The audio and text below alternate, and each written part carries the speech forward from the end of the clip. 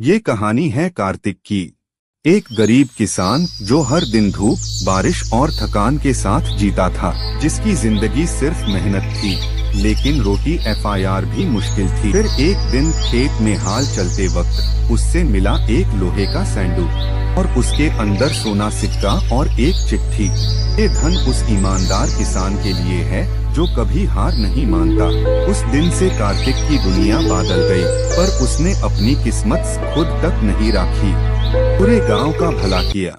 क्योंकि असली अमीर वही होता है जो अपनी रोशनी से दूसरों की जिंदगी भी उजाला करता है।